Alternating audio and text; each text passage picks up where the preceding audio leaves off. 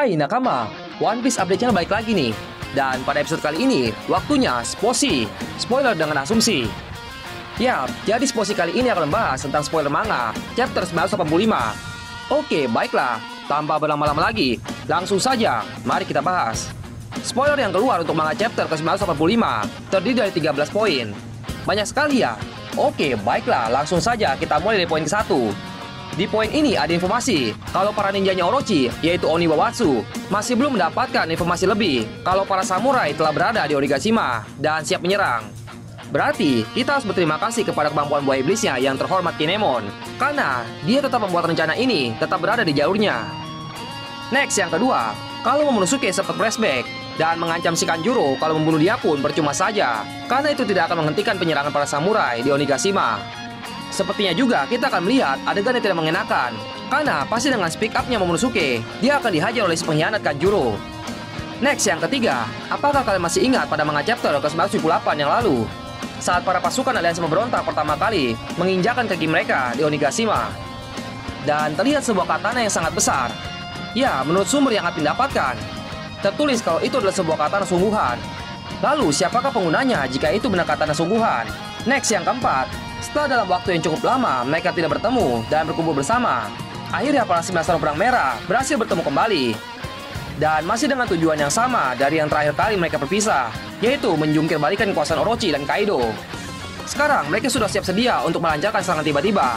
Ya, semoga saja tidak ada kendala pengkhianatan lagi pada penyerangan kali ini. Next, yang kelima, Putri Kaido pernah curhat ke Ace kalau dia sangat ingin pergi berpetualang. Dari pernyataan ini, sepertinya kita dapat asumsikan Yamato kecil sudah dibawa oleh Kaido untuk menetap di negeri Wano. Dan oleh karena itu, sepertinya dia yang tumbuh besar di negeri Wano tidak tahu menau tentang keadaan di luar sana. Lalu ketika bertemu dengan Ace dan Ace menceritakan petualangannya, jiwa petualangan Yamato pun semakin menggebu-gebu. Apalagi sebelumnya sudah pernah membaca jurnal milik Kosuke Oden. Jadi, apakah Yamato akan ikut dengan Luffy berpetualang nanti di akhir peperangan negeri Wano? Ya, mungkin kita akan bahas lebih lanjut terkait peluang bergabungnya Yamato dengan bajak laut topi jerami. Next, yang keenam, seperti yang Admin duga, kalau Yamato ini korban kekerasan yang dilakukan oleh orang tuanya. Menurut sumber ini, Yamato mengungkap sejak umur 8 tahun, ia dipenjara, dan ini masih nyambung ke poin ke-7. Selain dipenjara, Yamato pun diperlakukan kasar, dan seperti seorang tahanan, karena ia dikalungi kalung yang bisa meledak jika ia melakukan sesuatu yang salah. Sangat kejam, bukan? Akan tetapi Admin yakin kalau si Kaido ini memiliki alasan tersendiri memperlakukan anak semata wayangnya seperti itu. Dan yang paling masuk akal adalah alasan utama Kaido memperlakukan anaknya seperti itu karena Yamato ingin menjadi seperti Kosuke Oden.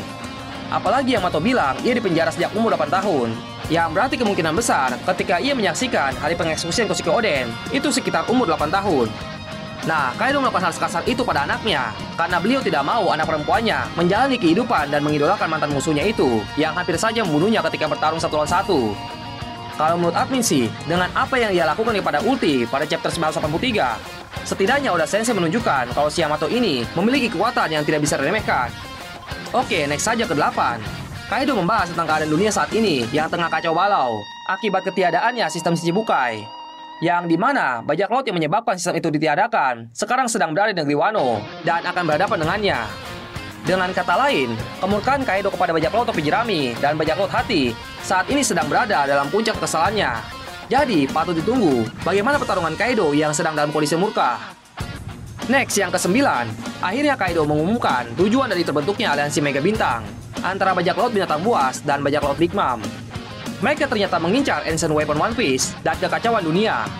Dan sudah bisa kita prediksi kalau sepertinya mereka akan mulai mengincar keberadaan dari putrinya Neptune, yaitu Shirahoshi. Shirahoshi juga merupakan salah satu Ancient Weapon One Piece. Berarti pertempuran negeri Wano ini sudah bukan hanya antara mewujudkan mimpi Kosuke Oden lagi, melainkan pertempuran menentu masa depan dunia. Jika pasukan aliansi pemberontak kalah dan Luffy harus dilarikan lagi seperti saat peperangan Marineford, maka dalam waktu pengasingannya itu, dunia akan berubah menjadi lebih kacau lagi dan lebih berbahaya dari sebelumnya. Selain itu, Kaido dan Big Mom sepertinya masih menyimpan visi dan misi mantan kapten mereka pada hati mereka sendiri. Karena kalau tujuannya seperti itu, tujuan mereka ini tidak ada bedanya dengan apa yang dilakukan oleh Rock Lee Zebra di masa lalunya. Salah satu perbedaan yang mencolok adalah mereka berdua, Kaido dan Big Mom pada masa ini sepertinya hampir tidak ada orang yang bisa berhadapan 1 lawan 1 dengan mereka. Dan itu hampir tidak ada, bukan benar-benar tidak ada. Next yang ke-10, keadaan dari Nami dan kawan-kawannya saat ini, yang sepertinya baik-baik saja setelah mereka berhasil kabur dari Big Mom.